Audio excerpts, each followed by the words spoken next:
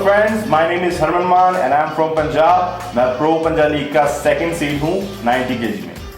Hi friends, my name is Sanjay Deswal and I am from Delhi and I am 100 kg player of Pro Punjab League. Welcome to the world of arm wrestling.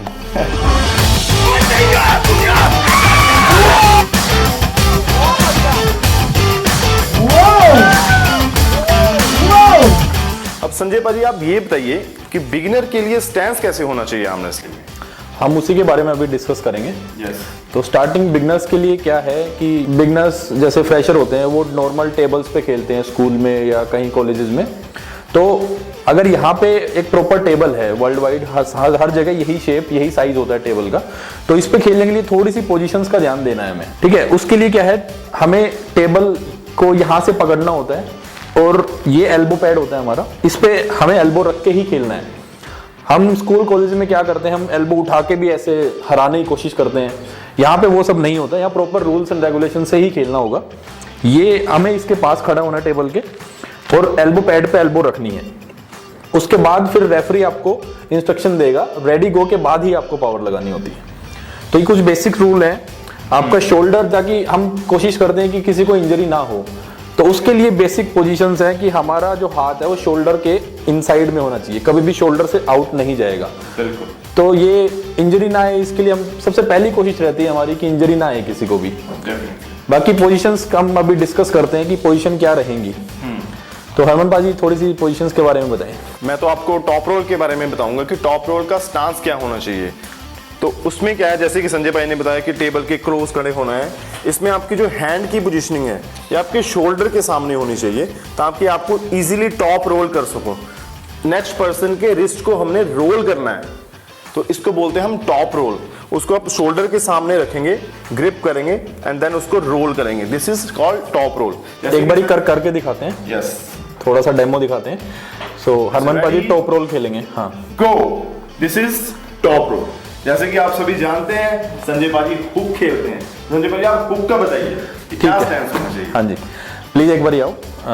Hook के लिए हमें क्या करना होता है, जैसे top role के लिए हमें ये पोजीशन चाहिए होती है सामने। हुक के लिए हमें थोड़ा सा हाथ थोड़ा शोल्डर के अंदर रखेंगे यहाँ पे जी।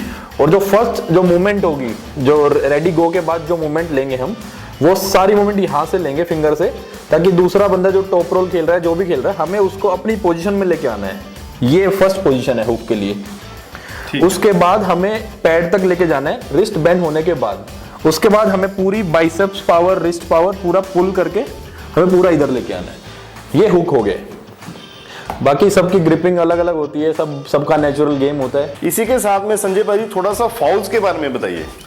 ठीक है, मैं फाउल के बारे में बात करूं तो सबसे मेजर जो फाउल है इसमें खेलते हुए, मैंने बताया जैसे कॉलेजेस में क्या करते हैं बच्चे, ऐसे उठा के कोशिश करते हैं कि हरा दूं मैं। बिल्कुल। इसमें एक सबसे बड़ा रूल है कि आपकी एल्बो, ये जो पैड है, इससे अगर 1 mm भी अगर हवा में आई तो आपका फाउल हो जाएगा।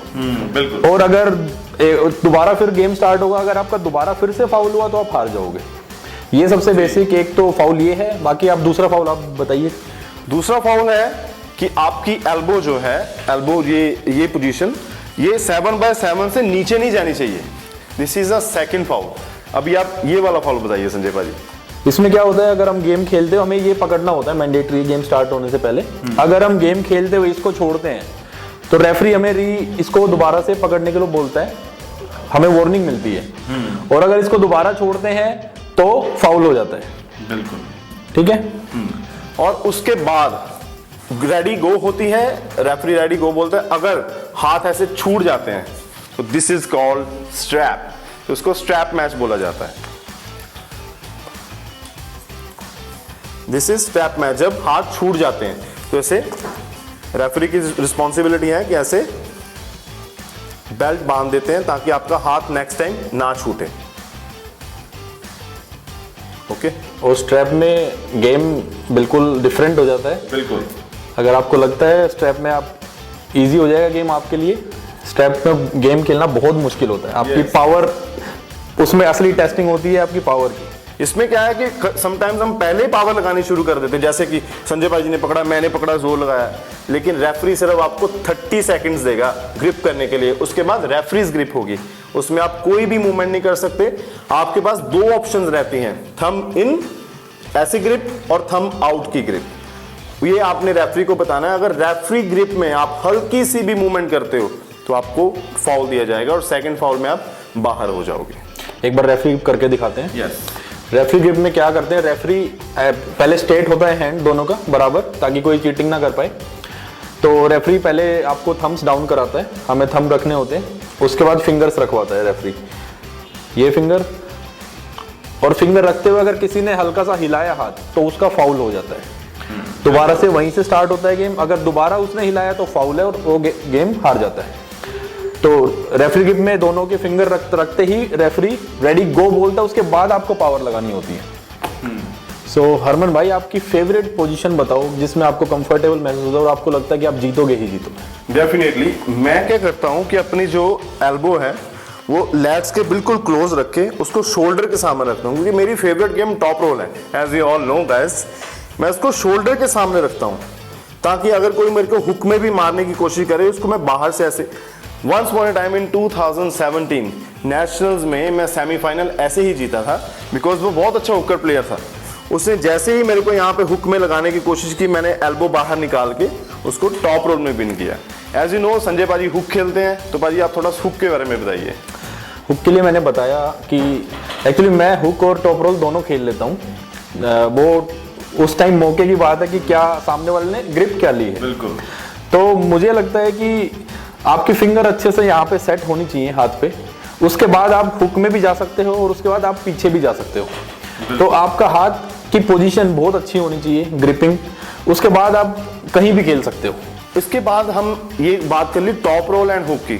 संजय भाई, हम 7x7 इंच का पैड हमें प्रोवाइड किया गया है WL की तरफ से, क्यों ना इसको यूज किया जाए अपनी एल्बो। पहले तो इसके साथ आपका कनेक्शन होना चाहिए, पूरा आपका पैड एल्बो जो है पैड पे ऐसे घूमनी चाहिए। मान लीजिए हम हुक खेल रहे हैं तो ये पोजीशन में, अगर टॉप रोल खेले इसके साथ आपका कनेक्शन होना चाहिए। तो आप बताइए आपका क्या ख्याल है? ये चीज बिल्कुल आपने बहुत अच्छी बताई है, सभी के लिए काम आएगी। बच्चे क्या करते हैं कि वो खड़े खड़े ऐसे पावर लगाने की कोशिश करते हैं, वो पूरी बॉडी का यूज नहीं करते हैं। हमें अपनी पूरी अपर बॉडी का यूज करना है, तो उसके लिए पूरा शोल्डर साथ में पीछे पूरा प्रेशर लेके हम मार सकते हैं, तो सारा यूज करना चाहिए। वन थिंग मैं आपको बताना चाहता हूँ, जो आपकी अगर आप राइट से कंपीट कर रहे हो, आपकी लेफ्ट आर्म कभी भी नीचे नहीं बैठनी चाहिए।